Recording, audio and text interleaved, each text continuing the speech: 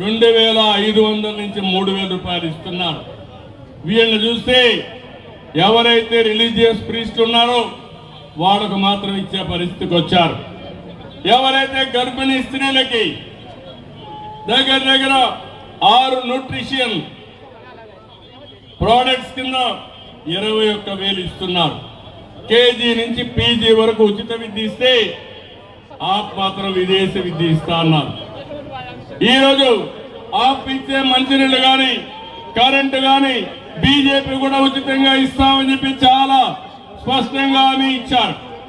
ఇవి కాకుండా గరీబ్ కళ్యాణ అన్న యోజన కింద 5 కేజీల రైస్ కూడా బీజేపీ ఉచితంగా ఇచ్చే పరిస్థితి వచ్చింది.